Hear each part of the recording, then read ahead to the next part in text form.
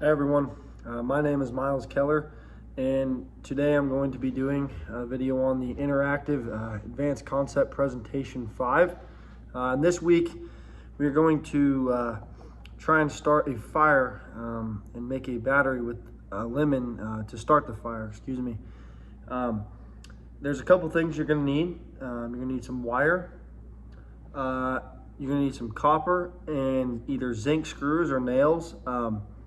Also, with the copper, a lot of people use that way I'd seen previously, and for the example video as well, people used a copper pin.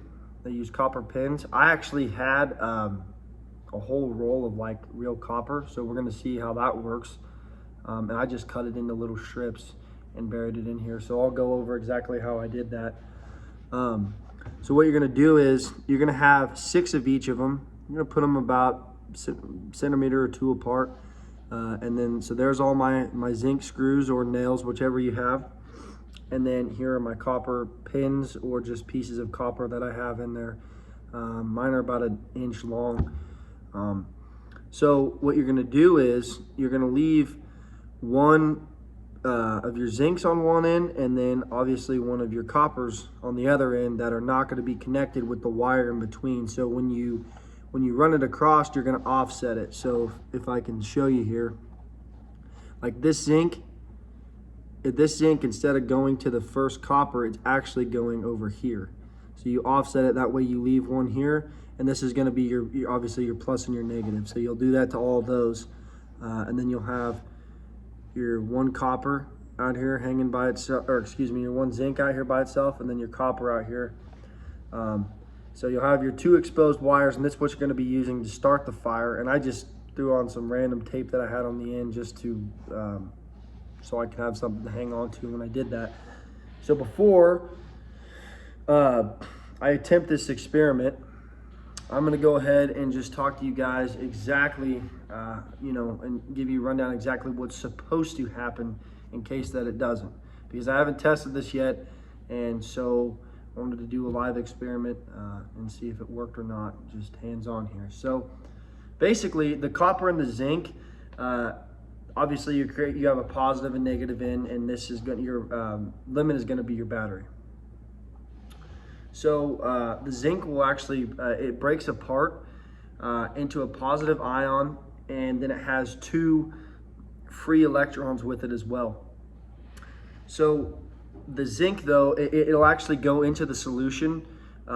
So into the solution, meaning into the lemon, and get into that lemon juice, and then it will give you, and while the free electrons, excuse me, and when the zinc goes into the lemon, and gets into the solution with the lemon juice, the free electrons will stay on the piece of metal.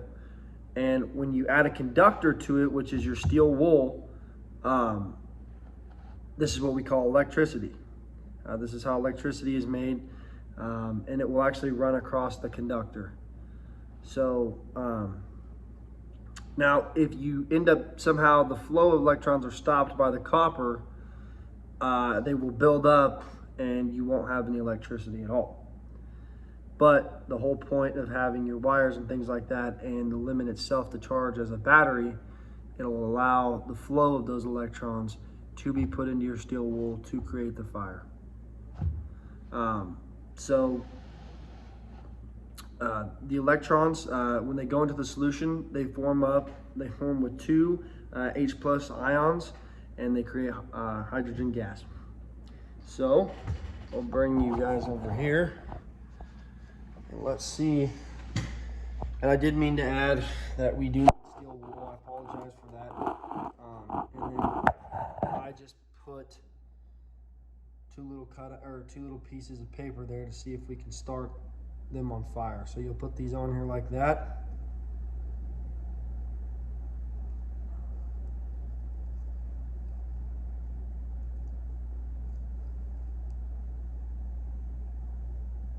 And so it's not heating up.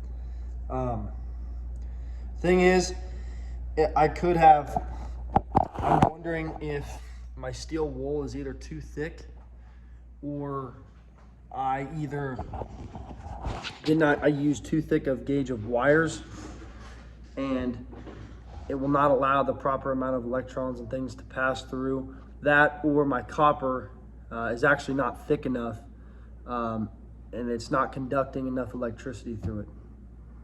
But I hope you guys understand the concept. Thank you.